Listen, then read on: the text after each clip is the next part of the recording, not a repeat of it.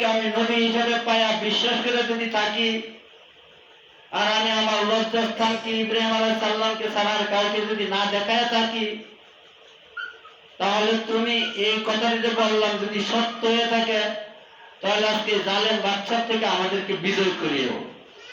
মেয়েটা এতটুকু বললেন, আল্লাহ তাআলা তাকে বিজয় করলেন। ওই মেয়ের কাছে যাইতে চাইলেই হাত পা অবশ, এক এক করে তারপরেও কয়েকবার যাইতে চাইলেন। লাস্টে এমন তার মাথায় আইলো যে আমার ওই দাসীর যে অবস্থা, এই মেয়েটার সেই একই অবস্থা। তারপর ওই ফেরাও ওই জালেম বাদশা তার কর্মচারীকে ডাক দিয়ে বললো, এই তোমরা এটা কারে ধরে নিয়ে আসছো? এটা তো মানুষ নয়, এটা তো শয়তান, একে নিয়ে যাও। তখন ওই কাফের বাদশা মনে করছে এটা মানুষ না, এটা বোধহয় শয়তান, কারণ যতবার তার কাছে যাইতে চাই ততবার আমার শরীর অবশ্যই যায়, এটা মানুষ নয়, এটা শয়তান। তখন বললো, তোমরা এই শয়তানকে আমার রুম থেকে বাইর করে নিয়ে যাও। এই কথা বলার পর আল্লাহ তাআলা কি সুযোগ করে দিলেন, বাইর করে দিলেন। দেওয়ার সাথে সাথে হাজেরাও কেউ ওই ফেরাউন ওই জালেম বাদশা বললেন যে তোমাদের জন্য একটা হাদিয়া, আমার বাড়িতে একটা দাসী আছেন। তখন দাসী বিক্রি করা হইতো, একবারে বিক্রি করা হইতো। এখন আপনারা গরু বাজারে যেভাবে বিক্রি করেন, তখন দাসী এভাবে বিক্রি করা হইতো। অনেকে নিজের মেয়েকে বিক্রি করে দিত, ছেলেকে বিক্রি করে দিত একবারে। হাজেরাকে দাসী হিসাবে ইব্রাহিম আলাইহিস সালামকে উপহার দিয়ে দিলেন। ইব্রাহিম আলাইহিস সালাম উপহার হিসাবে নিয়ে আসে গেলেন। আর আল্লাহ তাআলা দেখেন, যারা আল্লাহর প্রতি ভরসা করে পৃথিবীর কোন শক্তি তাদেরকে কিছু করতে পারে না। আর আমরা তো সাধারণ একটু রেব দেখে ভয় পাই, আল্লাহকে দেখে ভয় পাই না। যদি আপনার ভিতরে আল্লাহর ভয় থাকে, রেবের কোনো ভয় আপনার ভিতরে আসতে পারে না। আজকের আলোচনা হচ্ছে এটাই যে দ্বিগুণ নেকি কাকে দেয়? দ্বিগুণ নেকি ওই সমস্ত মানুষকে দেয়। যখন দাসীর কথা বললাম, তখন ইব্রাহিম আলাইহিস সালামের কথা আসলো। ইব্রাহিম আলাইহিস সালাম দাসীকে বিবাহ করলেন, এই জন্য এই ঘটনাটা বললাম। একমাত্র দাসীর বিবাহ করার আপনাদেরকে কি দেখাইলাম যে দাসী তারা বিবাহ করলেন। আপনারাও যদি কোনো কাজের মেয়ে রাখেন, রাখার পরে মেয়ের যদি দিন শিক্ষা করার, কোরআন শিক্ষা করার সুযোগ দেন, অতঃপর যদি তাকে বিবাহ দেওয়ার খরচ আপনি নিজে বুক করেন, অতঃপর যদি আপনি নিজেই বিবাহ করেন, তাহলে আপনি যতগুলা নেকির কাজ করবেন, প্রতিটা নেকির কাজ আল্লাহ তাআলা দ্বিগুণ করে দিবেন। বলি সুবহানাল্লাহ। কোরআনের আয়াতের দ্বারা প্রমাণ, রাসূলের হাদিসের দ্বারা প্রমাণ। উলাইকা ইউতাউনা আজরাহুম মাররাতাইন, ওই সমস্ত মানুষকে ডবল নেকি দেওয়া হয়। মান কানাত লাহু ওয়ালিদান ফালাহু আজরান, ডবল নেকি দেওয়া হয়। আর আমরা একটু কাজের লোক নেওয়ার পর আমরা এই কথা বলতে পারি না যে তুমি ঠিক মতো সালাত আদায় করিও আর আমার কাজ করিও। কিন্তু আপনি যদি প্রমাণ নিতে চান, হয়তো আপনি মনে মনে মন্তব্য করতে পারেন। আপনি যদি কাজের লোক হইতেন তাহলে বুঝতেন। আপনি প্রমাণ নিতে চাইলে যে কাজের লোকদের কাজ করেছি তার কাছে আপনি জিজ্ঞাসা করবেন। শুধু খালি আপনাদের এলাকার না, অন্য এলাকার কাজের লোক হওয়ার পরেও আমি তাদেরকে বলতাম জামাত যেন আপনার মিস না হয়। অধিকাংশ কাজের লোক রাখার পরে তাদেরকে আমি নামাজ পড়াইছি। আপনাদের এলাকার লোকেরাও কাজের নেওয়ার পর আমি বলছি তোমার যেন জামাত মিস না হয়। জামাত মানে অক্ত মতো আওয়াল অক্ত সে যেন আজান দিয়ে জামাতে নামাজ পড়তে পারে, এটা আমি তাদের ঘোষণা দিয়ে আমি অন্য জায়গায় যাইতাম।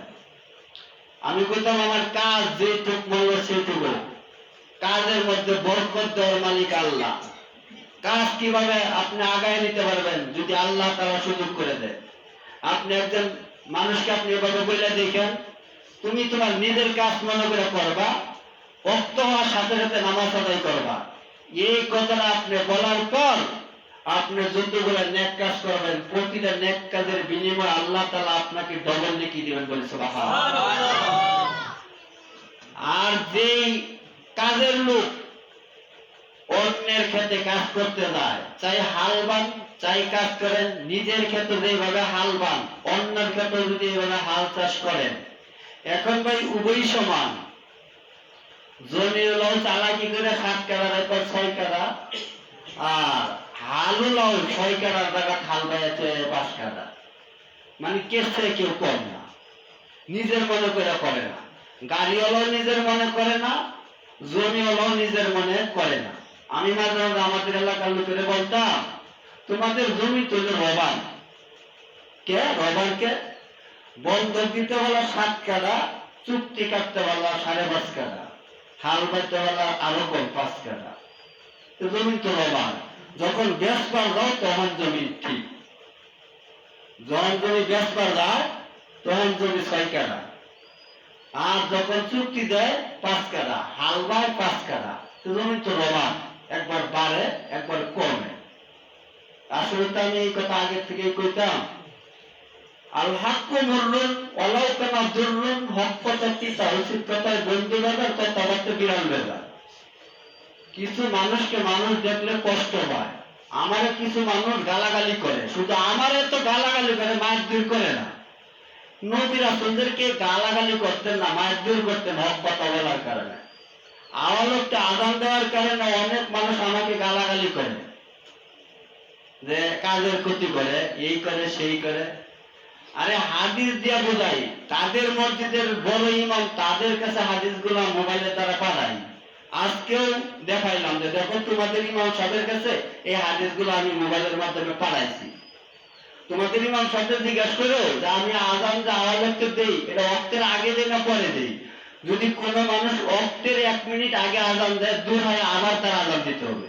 ওয়াক্তের আগে আযান দিলে আযানটা বাতিল, সে আযান কিতাবের মধ্যে লেখা হয় না। আপনি ইফতারের টাইমের জানা সত্ত্বেও 2 মিনিট আগে ইফতার করলে রোজা হয় না।